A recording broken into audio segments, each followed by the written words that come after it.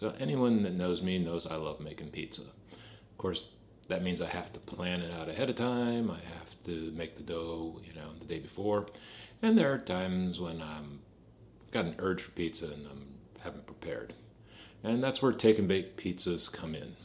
I'm not talking about the cardboard like frozen stuff you get at the grocery store. I'm talking about something with a lot of, you know, meat to it.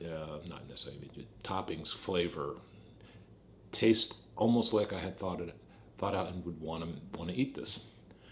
Now that means going to take and bake pizzas, and there's not a Papa Murphy's here, but there are a couple grocery stores that have some really good take and bake pizzas. Some of them are frozen, some of them are in the deli area and they're not frozen. But using the right tools, you can take those and really make them better. One of the ones I particularly like, it's actually frozen, but it's in the back of the store. It's from Aldi's. Is Mama Cozzi's insanely large 16-inch Supreme Pizza. It's really inexpensive at $8, but it's really good.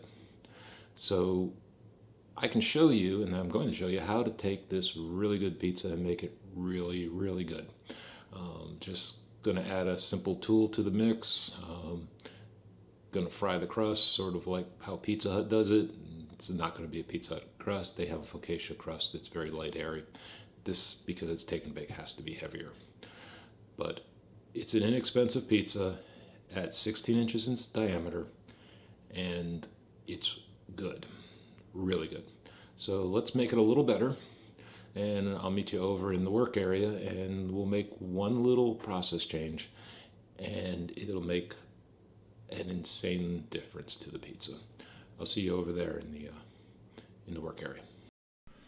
Okay, here we are at the workstation, and this is my pizza cooking tools. My most go-to thing is my 14 by 22 inch baking steel. It's not real thick, about just over 1/8 of an inch, a little more than that. Awesome part about it is, and you've seen this in the Neapolitan pizza, get pizza. It'll cook a nice pizza in 6 minutes. You put it at the bottom of the rack. You set your oven temperature to 525 degrees. This thing will get to 700 degrees. You slide your pizza on. It's beautiful. Doesn't work for a 16-inch pizza because it's only 14 inches. It's going to hang on a little bit and just doesn't work. Also, we're going for the Pizza Hut pan pizza thing, and that's a fried crust. There's lots of oil on the bottom. We can't do that with this. Awesome for Neapolitans, making bread, making pita bread, making naan. Excellent. Everybody should have this one. The nice part about it is just a little smaller than your oven. Your oven's typically 16 inches front to back and about 26 inches side to side on the inside. Lets the air go around it. It's great for Neapolitan pizzas. Doesn't work for what we want to do today. So let's get this out of here. Next up, the pan pizza. This is my 14-inch pan pizza. We've had it for years. It's what I figured out how to do the Pizza Hut pan pizza in. It's when I did the America's Test Kitchen pan pizza, found out theirs was crap. Way too much crust. This is what I cooked it in. This is a beautiful, excuse me, that one I did cast iron. I did another video with just one of these. This is perfect. Cover the pizza, great. However, this is a 16-inch pizza. This is a 14-inch pan. I'm not cutting it up. So then that one is also off to the side. Got uses for it. Then the Mac Daddy. Costs a bunch of money. Yeah, it was about $50. I'll find it on Amazon and post a link to it. It's worth it. That's all I'm going to say. It's worth it. I'll give you a side profile. This thing is massive and heavy. And don't do what I do. And one time, put it in the oven this way, close the door, break the glass. End up being a $250 repair. Make sure it goes in sideways. So we're going to need this to get hot. We're not going to want it to get as hot as I did for the Neapolitans because this is a partially cooked crust. But we want to get it hot enough to fry. So the way we're going to do that is we're going to follow the instructions on the pizza box. And then when it's all up to temperature, we're going to put a couple tablespoons, maybe a quarter cup of peanut oil in this thing to really let things fry. You can use olive oil. It works well. It just will, it's a good chance you're going to smoke up your kitchen. Sometimes it does, sometimes it doesn't. I just switch to peanut oil. It gets me the fried taste I'm looking for. So I have liberated the pizza from the container. And what you're going to notice is the pizza is bigger. So if I get it in this way, it's hanging out over here. But the pizza comes with a template. And you'll notice that that which the pizza was sitting on fits in beautifully. The weight of the pizza will take it to the bottom. So what we're going to do, we're going to set this aside for a minute. See if I can figure out a place to set it aside. All right, so what we're going to do is we're going to bring the pizza in here. We are going to set this on top. First thing, we're going to look straight down and say, what's going to hang out over the edge? I don't want cheese hanging out. What I really don't want is toppings. So I've got to push all the toppings back in. Just give them a good push. Now, when I say inexpensive, this just went up in price, and you know, wife and I aren't happy about it. It went from $7.49 to $7.99. You can't even get a pizza this big at Pizza Hut. I mean, this 2 slices is a take a nap mealtime thing. So we're going to do this. We're also going to straighten out some of this. First thing we're going to do, we're going to put this on, and we're going to get a knife. And sometimes I use scissors, but I just found I don't know where my scissors are. And I'm just going to cut it this to fit. Again, we saw that this thing fit in just nice. So we know that the pizza is going to go in there just nice.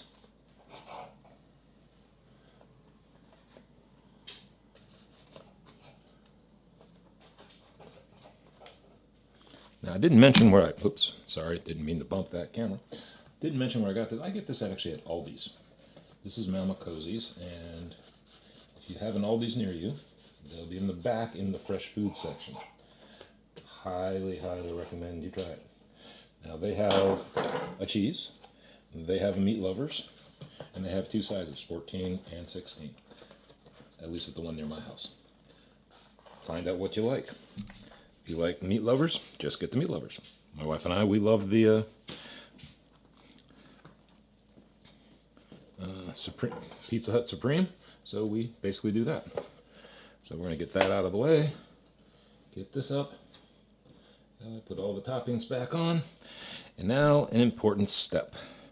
After we rearrange this, we're going to put the pan in the oven, let the oven preheat with the pan in it, and we're going to let this warm up. Why? Because it's worth it. And then we're going to use our aluminum pizza peel to slide this puppy in, and we'll show you back when we're going into the oven. So right now, let me get the box. Just going to flip said box over, take a look. 375, we're going to do 375. Place thawed pizza, it's already thawed, but we're going to let it bring up to room temperature for a while. Bake 17 to 20 minutes. We'll set the timer for 17 minutes, see what happens. But first thing we're going to need to do, get that pan in the oven and get this pan hot. Okay. It's about time for that pizza to go in. And I want you to notice a few things I did. Is after trimming it, I made more of a crust around the whole thing and relocated some toppings inward, just so that there'll be a crust. I also put it on a cooling rack to get air under it so it can defrost more. This is pretty frozen when you get it. It's not quite completely frozen, but it's pretty frozen. Have my aluminum peel here. Using the aluminum one just simply because it's narrower than the wooden ones, so it's a little easier getting it in. I'm going to go over to the oven right now. I'm going to add some oil to that pan, and then we're going to slide a pizza in. So we're going to take care of things.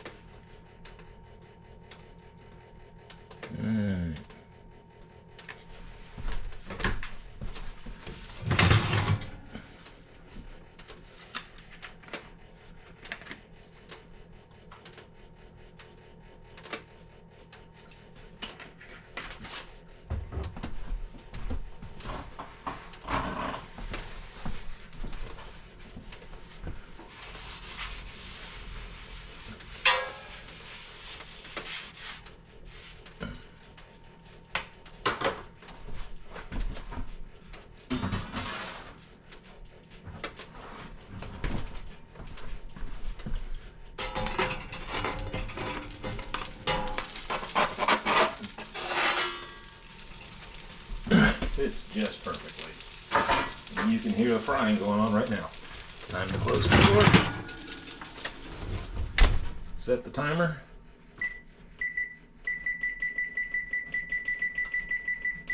I'm going to set it for 20 minutes because that's what I'm setting it for. We'll see you in 20 minutes and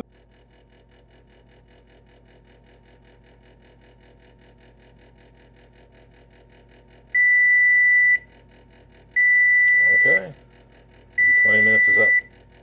Let's see what it looks like.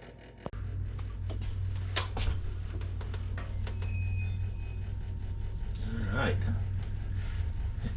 That looks done to me. Time to take this out and set it on the counter to start cooling off. All right. There we go. One Aldi's pizza. Take and bake style. Ready to be enjoyed. Now, getting this out, obviously we cannot use the big honker here. That's just not going to work anymore. We're going to need a little something extra. And this is where this little puppy comes in. And don't you even think about touching that. All right, so we're going to take this and we're going to move it over here. And there's something we need to do here. Say hi to the wife because she just came in.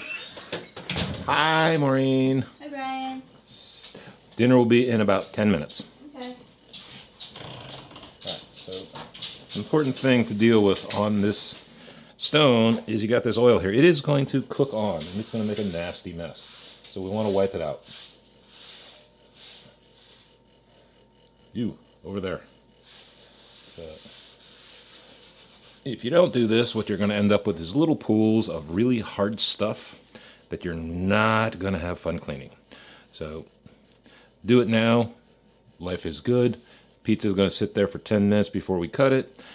Then we're going to have a feast.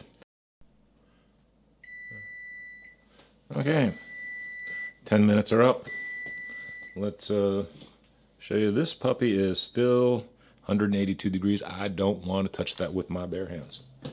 So I'm gonna move things over.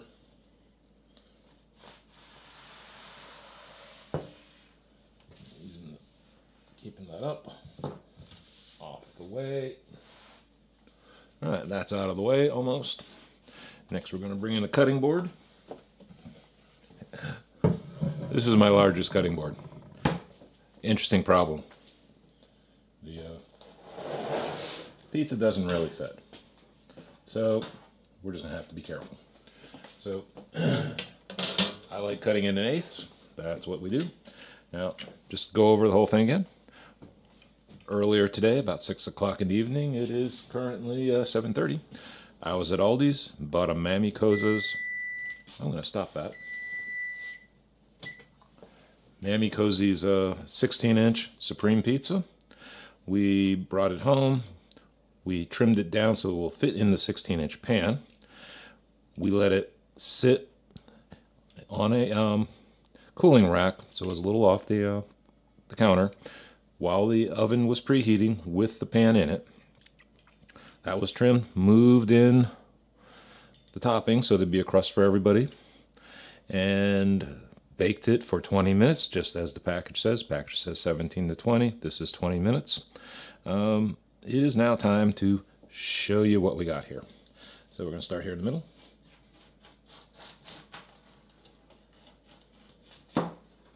Okay. Because this cutting board is not wide enough, we rotate a lot.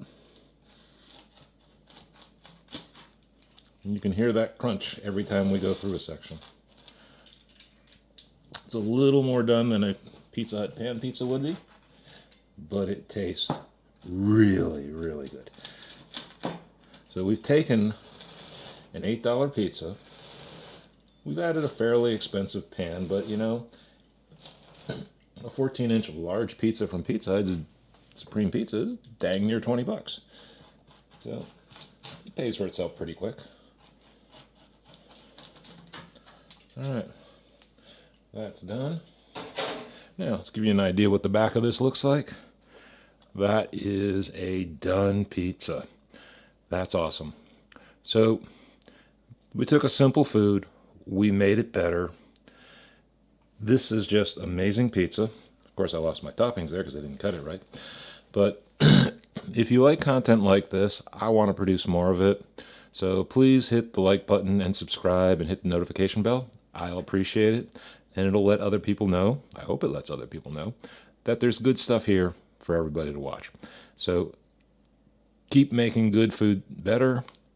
It is just wonderful to take something simple, add a little bit, make it better, and make it your own. Talk to you later. Whenever you're ready, love. Okay. Sounded good. It's not like I haven't done it before.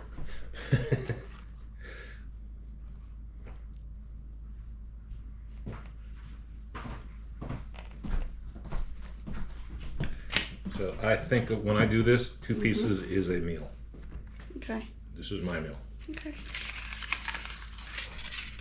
I did not add extra pepperoni, but Really? you Seems came like this there's. way. Wow.